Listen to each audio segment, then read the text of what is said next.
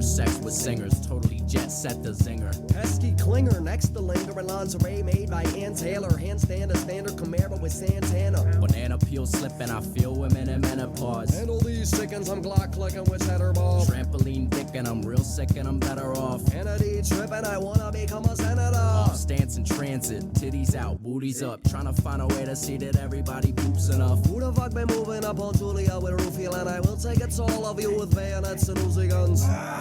What? Something was touching me, hoping someone that wanna suck me under the fucking sea.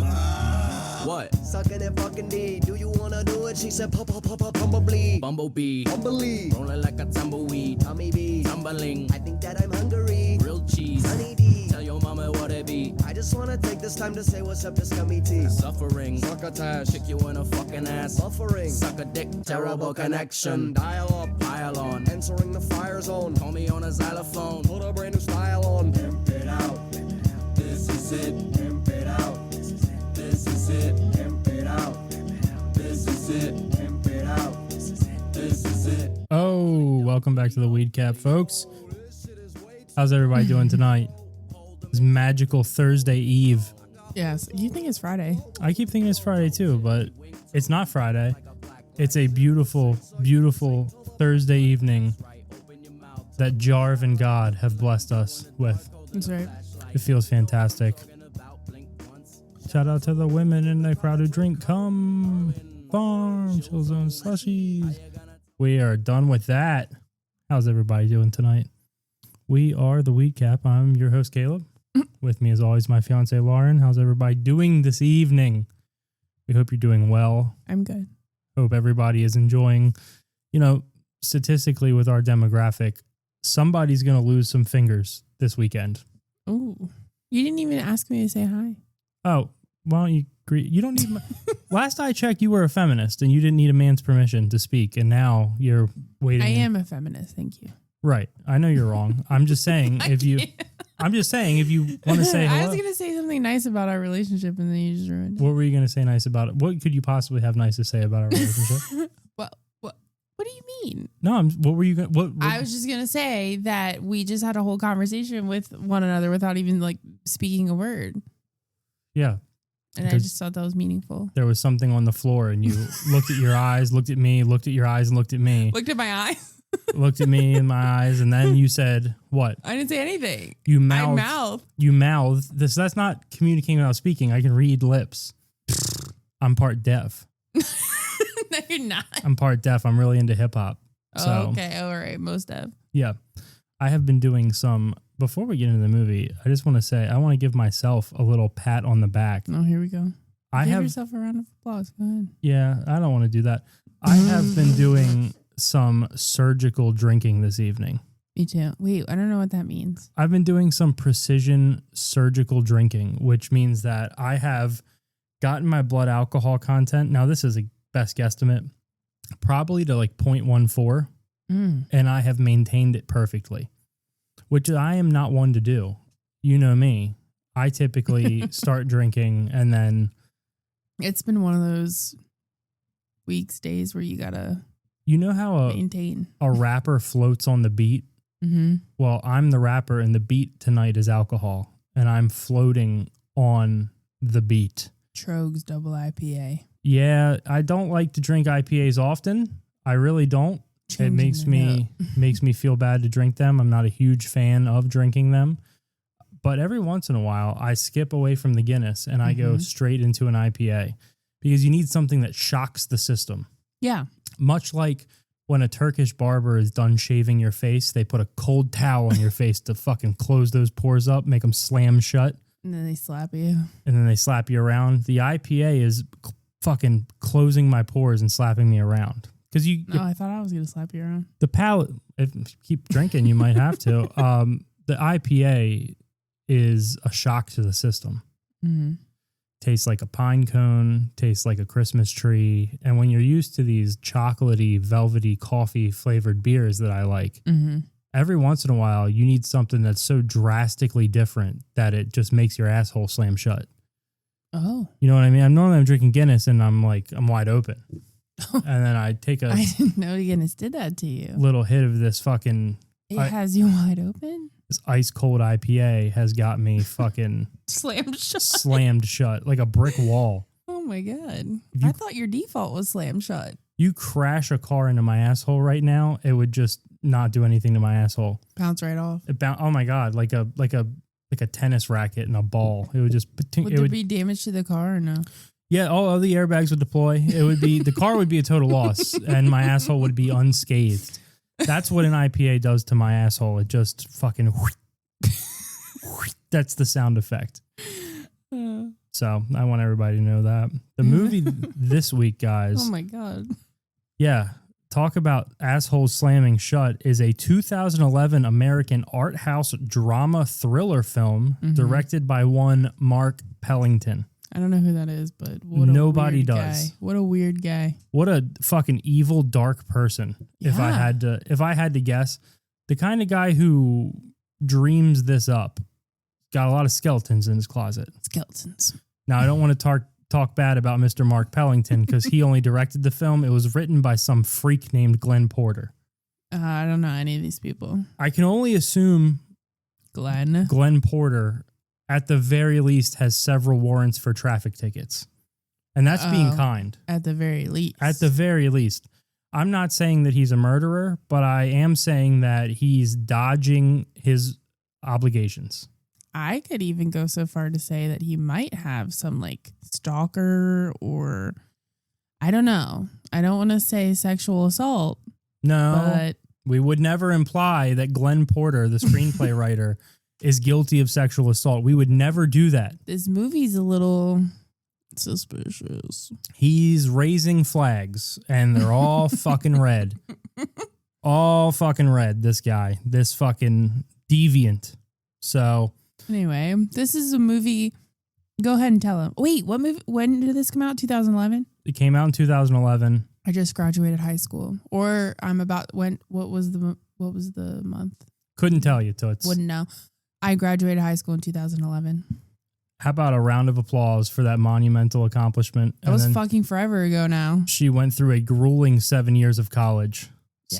Yes, I did. $30,000 in student loans later. Had no idea what was ahead of her. The film grossed a whopping $6,361 worldwide.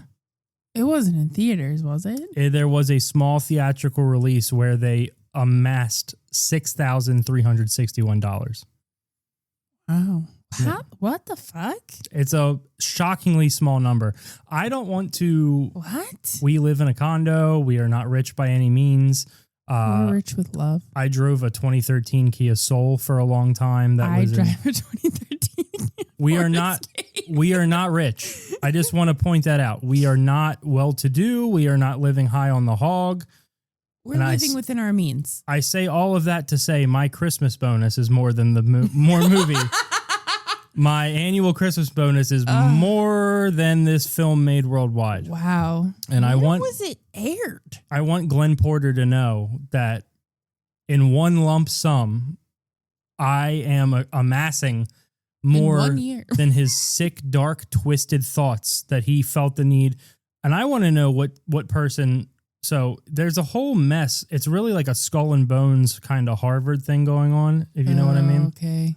Because Glenn Porter... I don't know what you mean. Glenn Porter has to spin this... Okay, this is the fucking train of events that has to happen here, okay? All right. This fucking miscreant, Glenn Porter. Whoever you are. He has to have the dark thoughts that go into this movie. Mm-hmm, mm-hmm.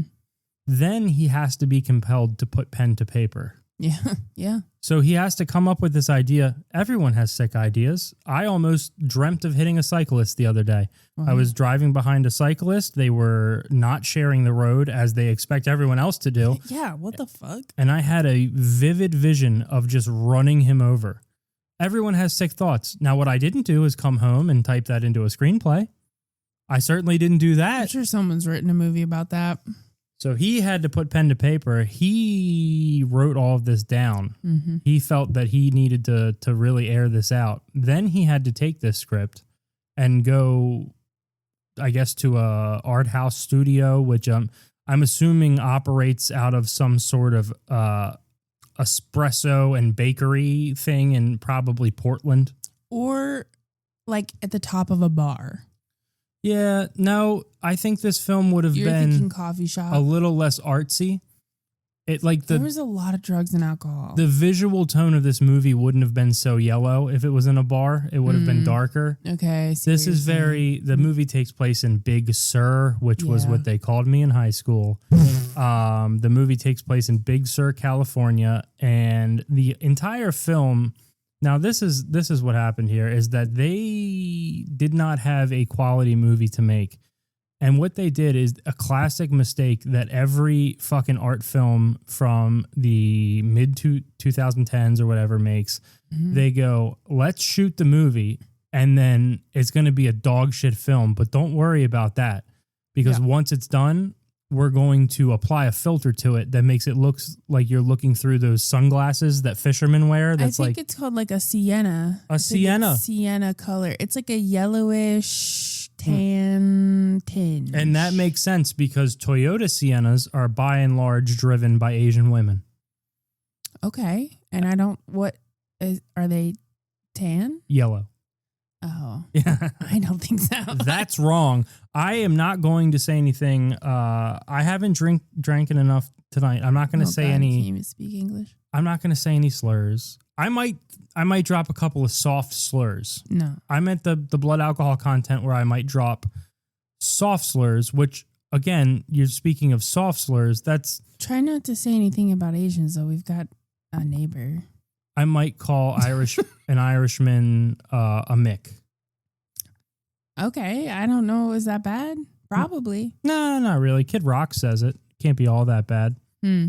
So the movie takes place in Are Big you even going Sur. to tell them what the movie is? I was building up to it. Oh, okay. Okay. Do you want to Sorry. step on it a couple more times? Maybe. I think you should. Maybe I will. Fucking- Stay tuned. Fucking Stay tuned. Findom over there stepping on everything. Findom is. A Findom is a mistress who controls a man's finances. The Fin stands for financial. I don't think that's what I am to you. No. If anything, you're more Are you of a Findom? No, I don't think so. Sugar daddy? No, I don't know if I'm a sugar daddy. We kind of contribute equally. Yeah, we're equal partners. I'm like a brown sugar daddy. What is that? What is? Oh, brown sugar. How? A brown sugar daddy is just smoother but not as sweet. You know what I mean? Okay.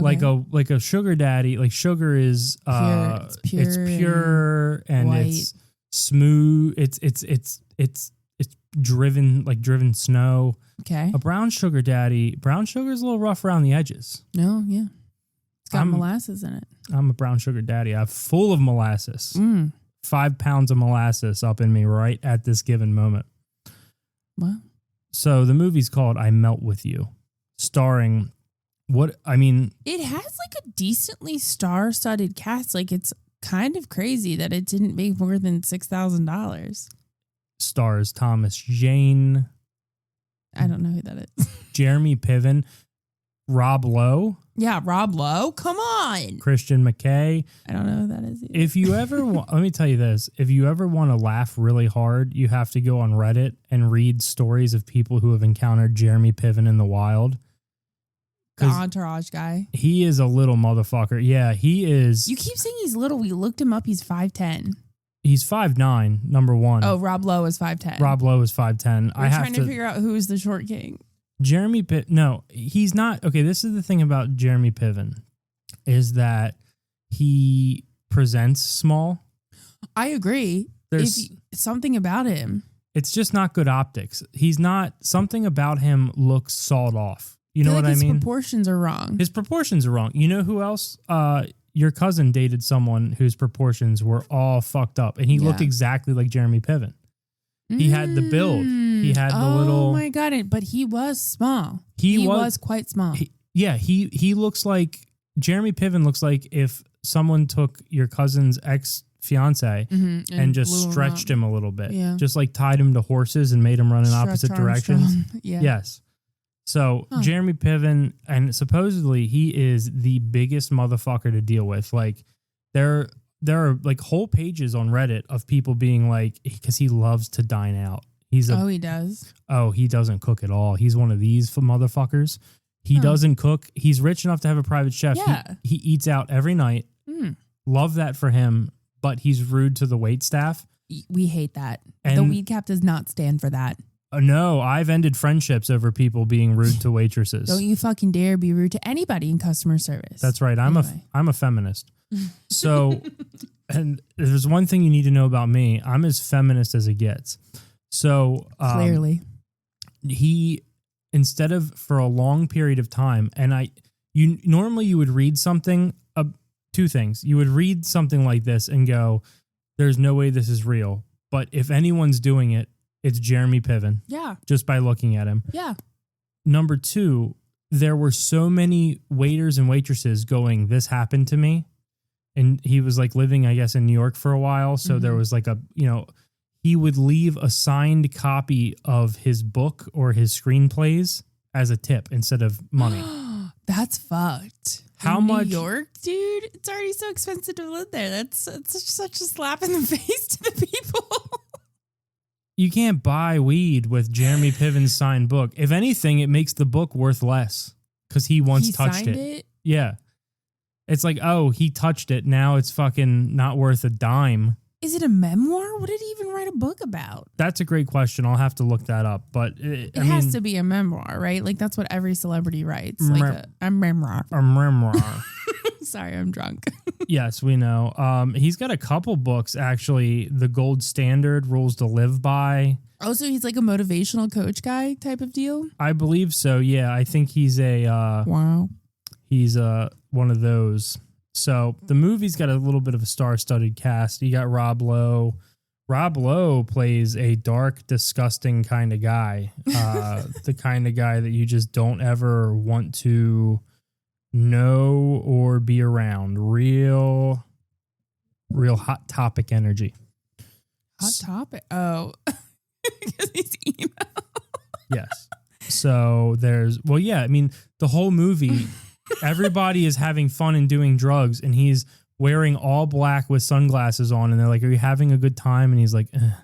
He's like, I don't feel anything. Yeah, he's like literally doing so many drugs. Like, I thought for sure Rob Lowe was going to die of an overdose. Well, in his defense, he's a doctor. Yeah, no, I know. They show his practice is just that a woman comes in and she's texting on her phone. And he's like, what's going on? She goes, I'm in pain. And he writes her an Oxycontin. She doesn't even look up. Right. She just hands him a bunch of money at the end and walks away. So Rob Lowe is running a pill mill. Yeah. He's just pharmaceuticaling up people, which we've got no problem with. No, okay. Jeremy Piven is a stock trader who's facing indictment from the SEC for embezzlement. Yeah. Okay. So, but he has a whole family, like a wife and kids and shit, right? Yeah, he's got a wife and kids. Rob Lowe's character, his wife took the son, and they make several scenes that didn't really need to be in this movie. Yeah.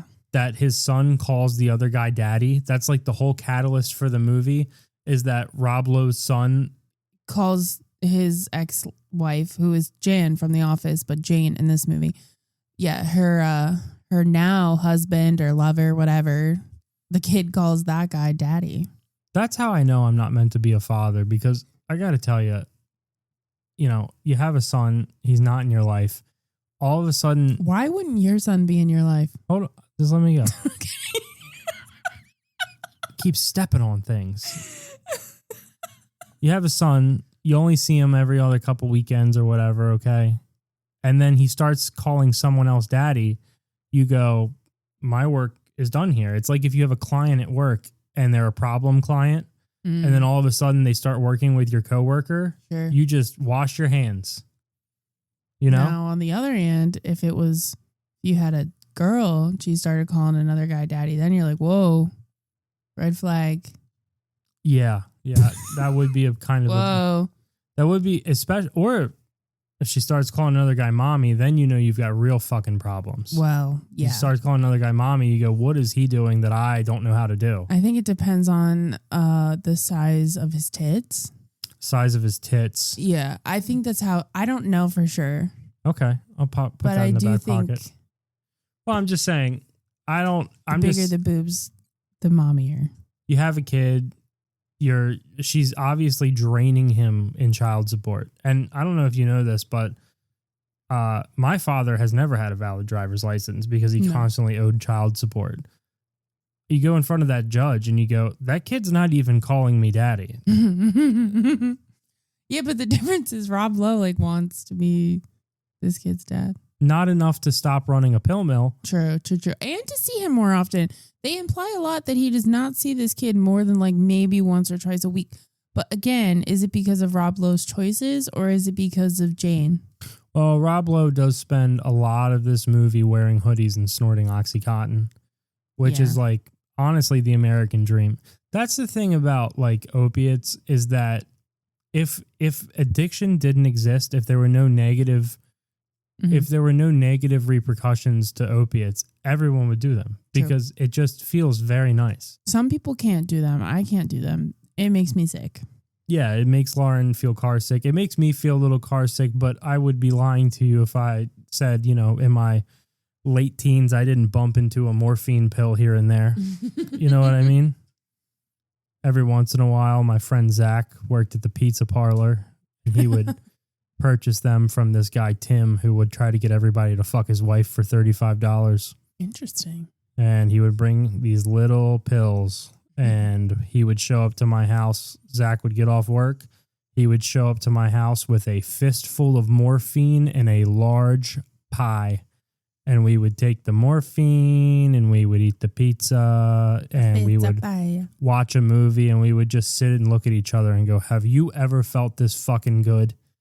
And the answer was yes, last night when we did the same thing. And we did that for about 2 or 3 months. Was it the same pizza every time? It was the same. No, well, here's the thing. After a while, we go, hey, this is a lot of pizza. Yeah. So I would just start I took it upon myself. I would just start texting him orders. Sure. 20 minutes before he would get off, and I would go 2 morphines and a cheesesteak. Right. Next thing you know, you hear his loud Subaru coming up the driveway and your body starts tingling. And you don't know if it's tingling because of the cheesesteak or the morphine. Or the vibration from the Subaru. Or the muffler rattling my G-spot. Prostate jingling. Just know we're going to sit in recliners and look at each other and just go, isn't this life? Wow. What a miracle it is that you and I are friends and you work with a guy who sells morphine. And lets people fuck his wife for $35. Oh, he would really push that. He would be like... I'm wondering how many people took advantage. Probably not a lot because this guy was rough looking and I can only assume his wife looked the same. I never saw her. But I do remember thinking $35 is so low, a steal if she's even remotely passable. 35. Passable. Yeah. If she's decent looking. We don't know what's going on down there though. If you can bend her over and not be knocked off your feet by the smell, then $35, I mean, that's a Chipotle trip. And then for 2. Yeah, I mean, you're working at a pizza parlor and you go, am I going to eat tonight or am I going to fuck tonight? Am I going to fuck Tim's wife? Who knows? $35. $35. And you're about it. $35, you could fuck her several times a week and it probably wouldn't affect your bottom line. I think you could factor it into your budget. So, I mean, 2 times a week is $70. $35 honestly is like a gas trip for some people. My tank is $30 to fill up. Yep. And choice between gas and fucking Tim's wife. Yeah, it's $35 to fill your tank or $35 to empty your tank. It's up to you. What you want to do. Really? Are you emptying or are you filling? I'm doing neither because I was never sexually motivated. I was always very motivated by drugs, laziness, and wanting to be high on a couch. Drugs. All my friends were out sowing their wild oats, putting it in any hole they could have. And you know what I wanted to do? Get high. Take an OxyContin and put on basketball and just go, that's Dale Earnhardt. How did they get him? He's in the movie, Dale Earnhardt. The cat just jumped on me. Dale Earnhardt's in that movie. And you watch basketball and not Bob Costas, Al Michaels, Joey Coco Diaz. I mean, it doesn't get better than basketball. Star-studded cast. Yeah. The guys from South Park. This isn't about basketball. So then there's another friend at the Big Sur reunion. He's a published author. He wrote one book that was like a critical acclaim, but now he teaches high school English because he just kind of petered out. Yeah. And he's kind of like the real main character of the movie. Yeah. He sets a lot of events in motion. I think he planned the trip, it seems like. Yeah, and then you have another friend, Tim, who is openly bisexual. Yeah. And you know that because he's wearing a cardigan. What? And, no, because they talk about it. Yeah, but before that, you go, why is he dressed like a librarian? You know? Yeah. Yeah, but they all met in college. That's how they know each other, this weird group of people. That's incorrect. You didn't watch thought the that movie. for They sure. met. They've been lifelong friends, and they made a blood pact in high school. Oh, fuck. Yeah, so I watched the movie. clearly not enough. Now Tim, the openly bisexual guy, was in a happy relationship with a man until he accidentally caused a car crash that killed not only his boyfriend but also his sister. His sister. It's so sad. And you're gonna need to back pocket that because shit gets real weird. But the movie opens like albeit an art film, but almost like a buddy comedy. Like they're hanging out, they're busting each other's balls, and although it's homoerotic. I'm just gonna say that. yeah, and it was tastefully homoerotic. I do want to point that out. There's a lot of men touching in like ways that I wouldn't even touch a female friend. But then again, this is 2011. Times were a little different back then. Oh my God, when Obama was in office, you could just rub up on your friends and grind on them. It wasn't weird. Yeah. It wasn't weird. Let me be clear. It was before COVID too. I feel like COVID changed a lot of things. People don't touch each other like they used to. Fuck all your friends. No. I like the homoeroticism in this movie was really, they kept blurring the line. Every once in a while, a guy would grab another guy by the nape of his neck, and they would just press their foreheads against each other. Yeah, and look. there was a kiss on the side of the cheek. You know what I mean? It's just like little touches here and there where you're like, That was me and Zach on morphine in those recliners. That makes sense. Just playing footsie. Talking about all the shit we were going to do the next day. And you probably didn't do shit. Never. We slept and he went to work and then he brought me home more morphine, baby.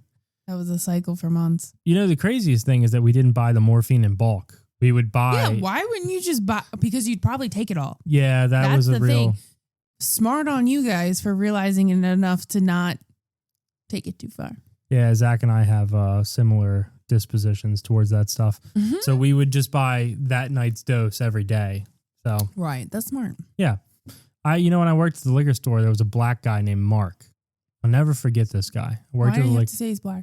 It's important. Okay. He was a shaven black man. He had like a cue ball fucking eight ball head. And he would come in and he would be waiting for me when I would open the store.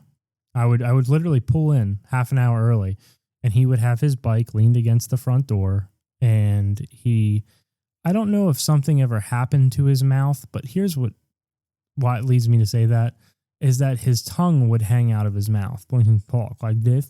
Oh. And he'd be like, hey, Kay. And he just had his tongue would just hang out the side of his mouth. Yeah, he might have had a stroke or something. He would be like, hey, good morning. Or I'm sorry. He would be like, hey, good morning. And I would open the door. He would come in and he would buy 3 miniatures of Fireball. I remember this like it was yesterday, even though it was 10 years ago. 3 miniatures of Fireball. He would tell me, he would always say, have a good day, as if he wasn't going to see me in an hour. Right. And I'd be like, yeah, you too.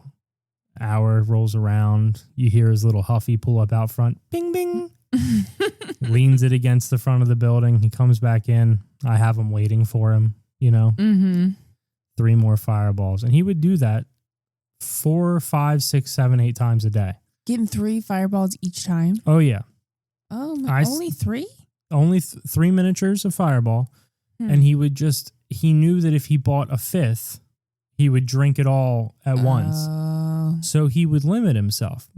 There was also a lady who would come in and buy Smirnoff miniatures first thing in the morning while she was checking out, put them in her purse, and then when she would come back in, she would throw away the empties. And she was like a PTA mom. Oh, dear. I'm like, you got some skeletons in your closet, bitch. Alcoholism is no joke. So the movie's very homoerotic. For the first, an hour of this movie, they're just hanging out. Doing drugs. They're doing drugs. A lot of drugs. Well, Rob Lowe's character shows up with like an old school doctor's bag, back in the day. You know what I'm talking about? The leather shit where they like popped it open with like a little button. Yeah, well, he shows up with like a fear and loathing bag full of all sorts of pharmaceuticals. Mm-hmm. He's got uppers, he's got downers, he's got oxys, he's got addies, he's got whistling screamers, he's got scooter sticks. He's got anything you could ever want inside this bag. He's got liquid dilaudid. How do you know that? Because he pulls a vial out that says dilaudid and it's a fucking liquid. I missed that. You missed a lot of shit apparently. No, I remember a lot of this movie. You didn't even want to finish it. So they're chilling, they're hanging out, they're doing drugs. They go into town. The guy who's a school teacher and an author starts hitting on women. He invite women over to the house. And this is where stuff starts to get a little weird because the openly bisexual guy has a threesome with a man and a woman, and they pretend that the man and the woman are his dead ex-boyfriend and his dead sister. Yeah, I don't know why they did that. He literally looks at the woman who was a porn star, you said, right? It was Sasha Grey. Sasha Grey. Never heard of her. Yeah, sure. Looks at her and was like, "Wow, you look just like my sister." I think her name was like Jill. Yeah, he goes, "You look just like my sister," and she goes, "Let me be her," and then starts fucking him. And then the guy in the back is like, "Just let it be, let it happen." And the dude is like, it's a montage of him like crying and fucking them, and then like them being naked, and then him crying again. Well, everybody's got to cry naked every once in a while, but I thought Not it was all your fucking people. Glenn Porter is a sick motherfucker. The guy who wrote this movie. That's what I'm trying to get at. So. He has a 3-way with them or whatever. The next morning, by the way, the people he had a threesome with and all of their friends, because they show up with dudes, they have a house party. Yeah, I thought that was so crazy. He goes to this bar. He invites this one bitch. Yeah. He says, "Hey, you want to bring your friends?" And obviously... He means pussy. He means girls, not like your dude friends, but she shows up and she did bring like 2 girls, but she also brought like 6 dudes. She brought the cast of Fast and Furious Tokyo Drift. Fast and Furious Tokyo Drift.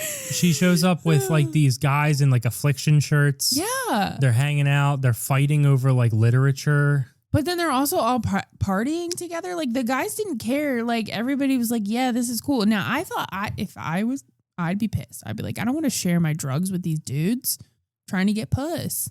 Yeah, I agree with that. You share it with girls, sure, because you're trying to fuck them. I'm in it. I know what's up. I don't want you in it, but you need to incapacitate these women. No, I'm not saying that. I'm just saying you need to lower their inhibitions. At least if you're giving the girls the drugs, there's a chance you're gonna fuck them. The one guy who's bisexual, I guess he's, I don't know. And also, how do they know to bring a gay guy? That is something, probably cardigans. They probably saw the cardigans and they went, we got to bring an alternate hole for this boy. We need an alternate hole. There's probably going to be this one gay guy. He's going to go through like a buffet. And that's where bisexual people really luck out. You know what I mean? Because they have so many options if you're bisexual. You can just go wherever you please. I think the winner of the LGBTQ plus whatever is pansexual. And again, I don't want to get into all this, but I don't understand the difference between pansexual and bisexual. They're everybody. They're for you. They're for him. They're for they. They're for she. They're for... Is that not bisexual? No, because I guess bisexual doesn't include the they, them category. I don't really know. So you can't fuck baristas at Starbucks? Like, I don't understand. Not if they're they, them. If you're bisexual, you're either a man, you either like men or women. But if you're pansexual, it doesn't matter who you are. They like you for whatever you like, your personality, like whatever you've got going on up in there. No. They don't care what you've got going on down there. You could be a Barbie. I just don't know what to say there. I mean, I have no preference. I don't even. What do you mean you have no preference? You're straight. No, I mean, I have no, it doesn't bother me what other people do. We've said before, I'm a chronic person who minds my business. I love to mind my business. Well, I'm a nosy bitch, so that's not true. Caleb loves to mind his business. Whatever anyone does, I don't care. I just don't understand how pansexual is different than bisexual. But well, I've just explained it to you, and I'm sorry if you can't get it. I'm an uneducated man, I guess. Ask your brother. Okay. So the next morning, they wake up. The party goers are all gone, but Cardigan Boy is hanging by his neck in the shower. Well, first he went through a series of like he shaved his beard for some reason, and then he found some sort of long lost letter that they had, and he did hang himself in the shower, but the shower was running. Rob Lowe woke up to the shower running, and he's like, who the hell is in the shower? That's the worst, the most selfish thing you could do is hang yourself in a hot, steamy shower. Ugh. You know what I mean? Because fully clothed, though. Well, yeah, who's going to that'd be so funny. Dude, if you're in the shower and you decide to kill yourself, are you going to get dressed? If I was ever going to hang myself, I would definitely do it naked. And you walk in and you see my Hank Hill ass looking like 2 steamed hams in a fucking plastic bag, just swinging back and forth by a belt. No. Can you imagine that? How funny? How fucking funny that would be? Because you walk in and someone's dead and they're wearing jeans or whatever, and you're like, oh, this person just killed themselves. But you walk into a shower and you see a guy looking like me, just butt naked, hanging from the fucking ceiling, and just like no ass, just swinging back and forth. The steam. No, I think it's pretty funny. Yeah, that's weird. No, and you know, there are certain people. See, this is the thing. This guy did a proper hanging. He's hanging from the ceiling, swaying to and fro. Then you read about how like Anthony Bourdain killed himself, and it's like he hung himself, but what he did is he did it on a door. You know what I mean? Oh yeah. No disrespect to Anthony Bourdain, even though you know, he killed himself because he was pussy whipped over some like crazy woman. Yeah, he shouldn't have done that, but it's okay. He put a rope or something over a door frame, and then hung himself over the door. Yeah, and then he squirted shampoo on the floor to make it slippery, so I guess he couldn't stand up. Oh. And it's like, I guess that's hanging yourself. Call me a purist. Call me old school. That's strangling more than anything. I like the working man suicide. Like, I want like a dude who like gets off from a factory, smokes a cigarette, and just like lets out a sigh. He's just like, yep, tonight's the night. And then he dangles from the ceiling. I don't want to find a dude hanging by a doorknob. You know what I mean? It doesn't feel like a dude crouched hanging. I'm not sure we should be joking about suicide. I'm not joking about anything. I'm telling you my opinion. Your preference? Yeah. If I had to choose something, you see someone hanging themselves, you know, if you're hanging yourself, you maybe have half-assed a lot of things. Do it right. No. Okay. That's all I'm saying. I'm not. Make this the one thing that you do right. No one should hang themselves, but if you're going out, go out with a bang. Well, that would be shooting yourself, I feel. Don't let someone find you on your knees. You want to be suspended in the air. Like that guy who Jason Segel played in that movie. It's like, is it not Jason Segel? I didn't know. I didn't know what to say. There's some author who wrote Infinite Jest, which is like the ultimate intellectual bro book. Never heard of David it. Foster Wallace was his name. He hung himself from the rafters of his home. And like you go, a real man. Like a real bandana wearing, tobacco chewing man. That's fucked up. I'm not saying I want anyone to hang themselves. That's not what I'm saying. No, but you're saying that if they do it, that you want them to do it right. But you shouldn't do it. If I was going to kill, I don't understand why anybody does anything other than overdose on drugs. You know what I mean? Like, I literally don't understand that. If you want to kill yourself, I get that. Believe me, I've been there. But you shouldn't. You know, you shouldn't do it. You absolutely shouldn't do it. But like, I understand being like full of despair and just wanting it to end. No big deal. No. But why? No, like I'm saying, just stop. I'm just saying, if you were going to choose to end your life, why wouldn't you do it in bliss versus like something grotesque and painful or scary?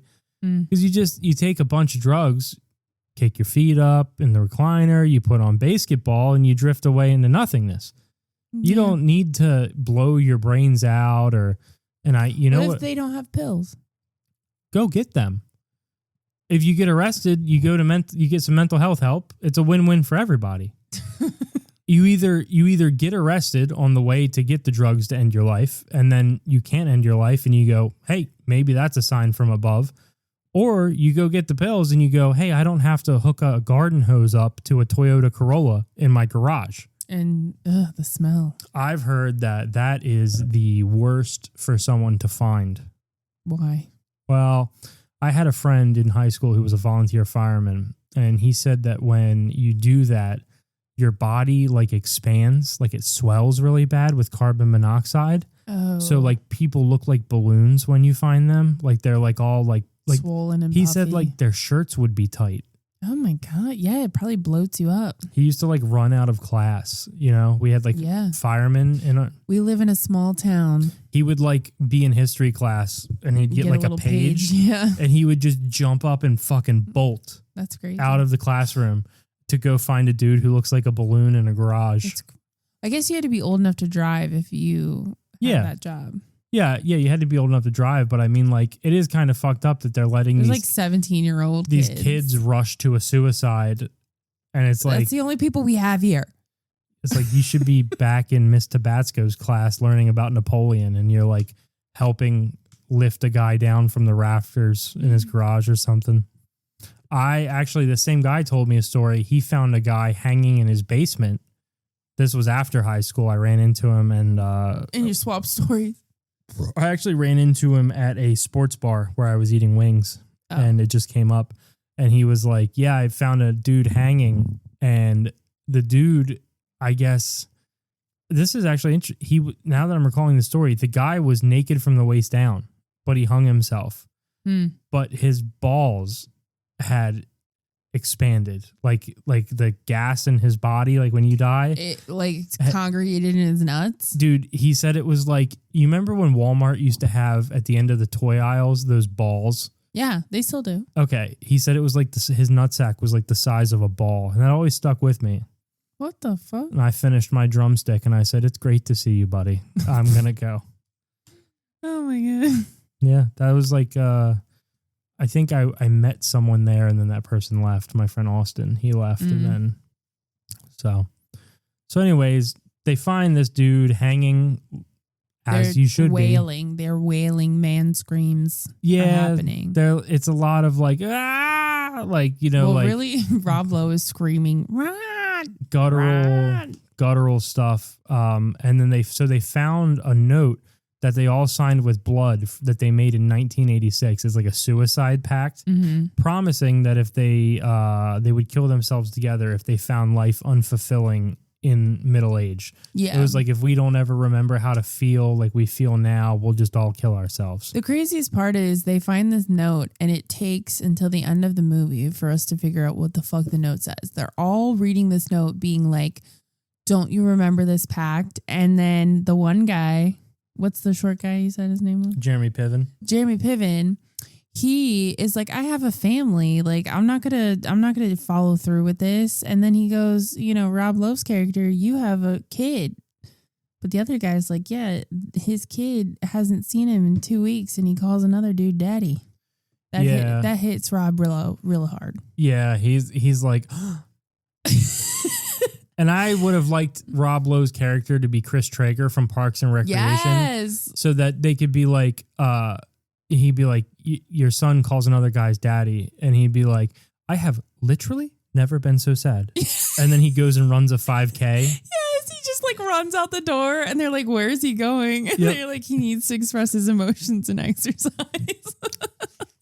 I've taken 3 times the servings of the daily recommended dose of B12, and I have literally never felt so sad in my entire life.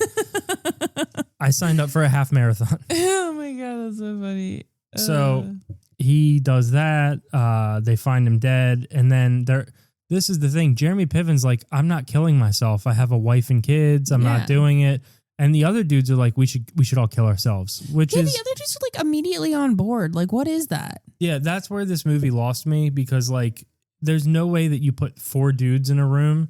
One of them kills themselves, and then they made a pact when they were 15, and the rest of them are like, well, got to go through with it.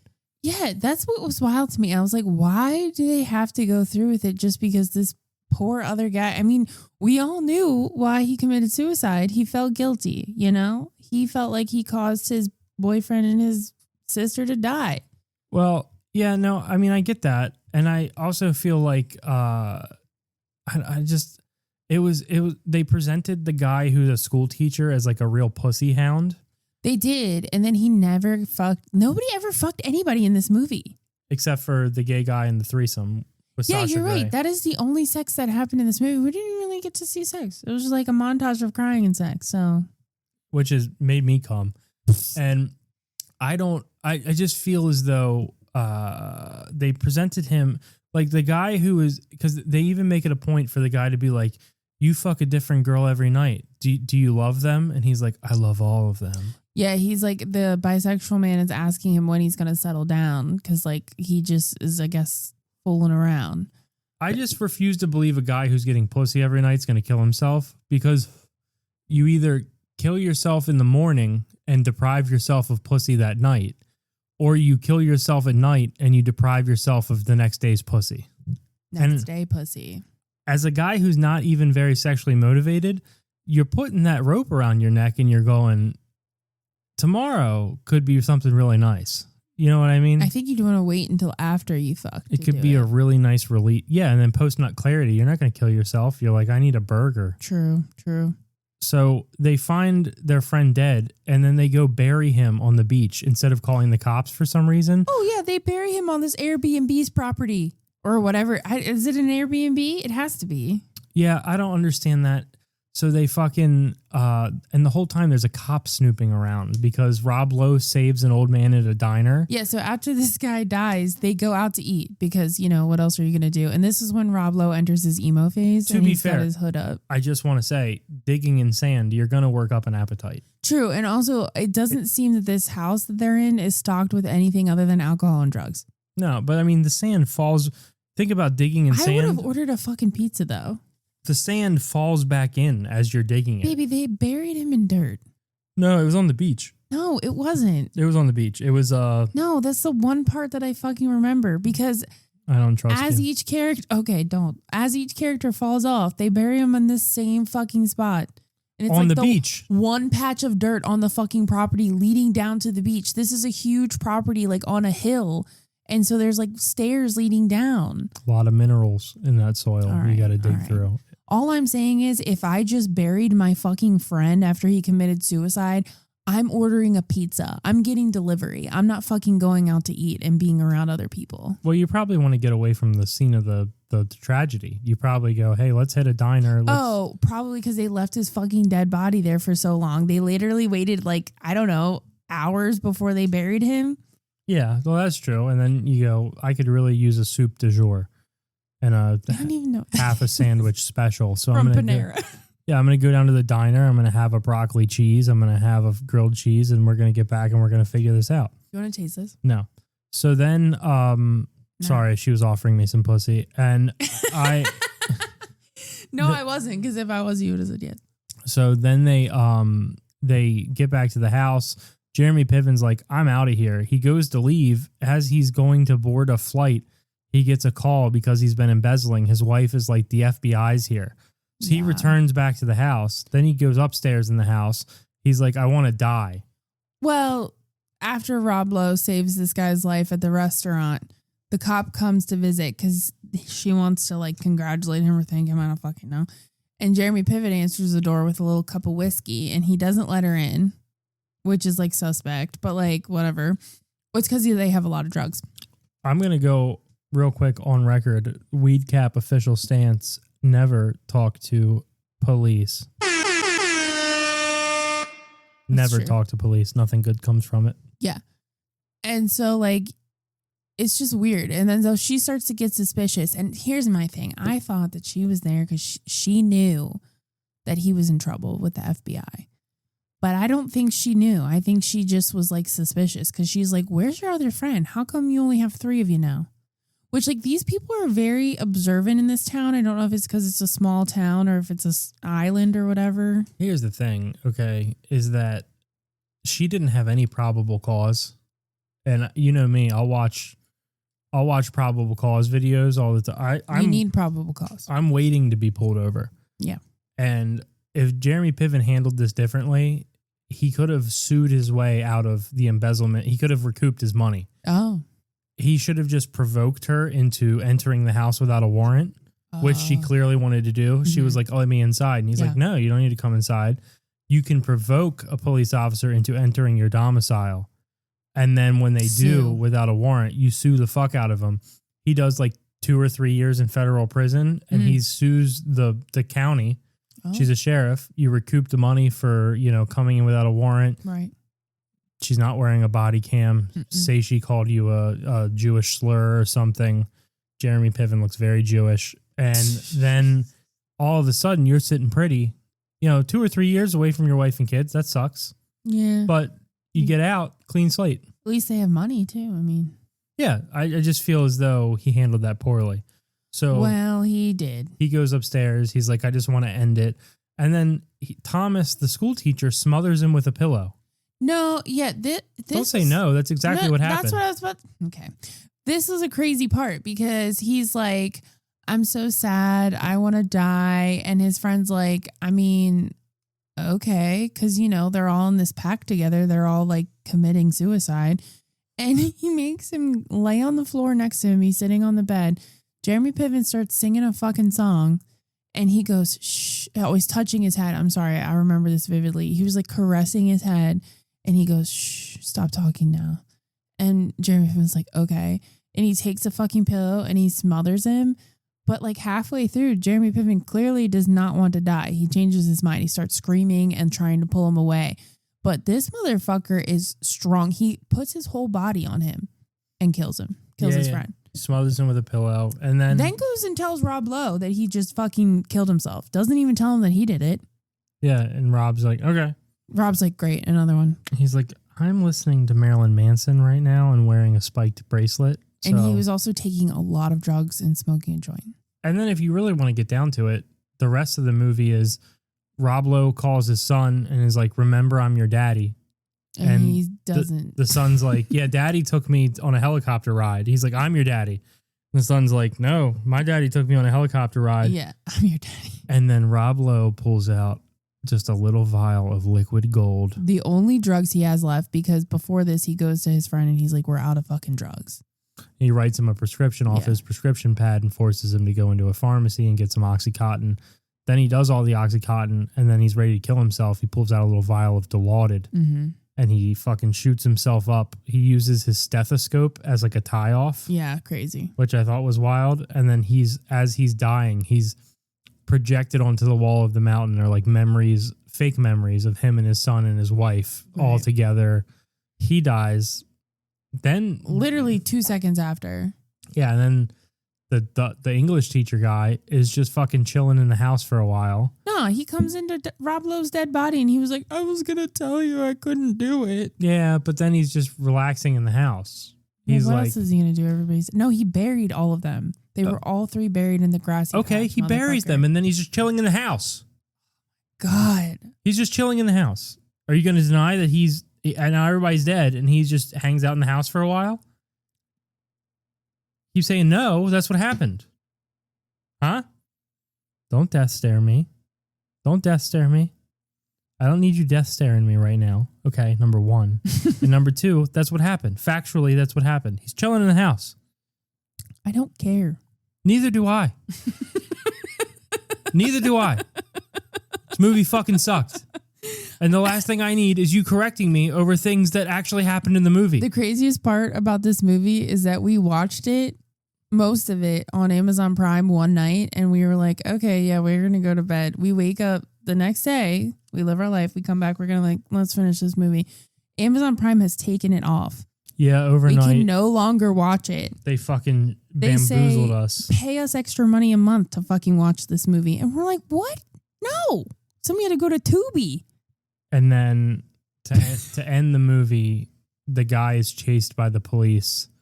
The remaining English teacher is chased to a cliff in Big Sur, California by the police because she discovers that everybody's dead. He has a psychotic break. He has a psychotic break. He paints the note onto the, the famous note from when they met in college. And then he jumps off a fucking cliff. He jumps off a cliff, yeah. And that's really... then we finally know what the note says. Some bullshit about how they all needed to die. This whole movie felt like a hangover. This whole movie, the anxiety that you get after you drink, where you wake up and you just feel uneasy. Whole movie felt that way. I hated that. So it was a weird movie, and I honestly, I don't know if I regret watching it. It's not a movie; it's a vibe. It's just a really bad vibe. It's almost 2 hours though, so if you plan to try to watch this, do keep that in mind. Yeah, do keep that in mind. Clear your schedule for this fucking blockbuster. It's on Tubi. Written by a fucking sick freak. So I met with you guys. We did a little old school live stream here this evening. We're going to jump off of here and enjoy our holiday weekend. And we will see you again on Monday.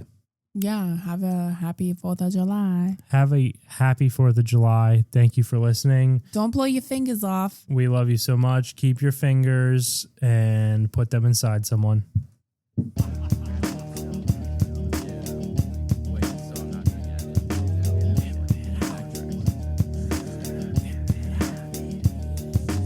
Trickling tech deck, wet fingers, sex with singers, totally jet set the zinger. Pesky clinger next to linger and lingerie made by Ann Taylor. Handstand a standard Camaro with Santana. Banana peel slipping, I feel women in menopause. Handle these sickens, I'm Glock clicking with cheddar ball. Trampoline dick and I'm real sick and I'm better off. Kennedy tripping, I wanna become a senator. Off stance in transit, titties out, booties up. Trying to find a way to see that everybody poops enough. Who the fuck been moving up on Julia with a roofie and I will take it all of you with bayonets and Uzi guns. What? Something was touching me, hoping someone that wanna suck me under the fucking sea. What? Sucking it fucking D. Do you wanna do it? She said, bumblebee. Bumblebee. Bumblebee. Rolling like a tumbleweed. Tummy bee. Tumbling. I think that I'm hungry. Grilled cheese. Honey D. Tell your mama what it be. I just wanna take this time to say what's up to Scummy T. Suffering. Succotash. Kick you in a fucking ass. Buffering. Suck a dick. Terrible connection. Dial up. Pile on. Entering the fire zone. Call me on a xylophone. Put a brand new style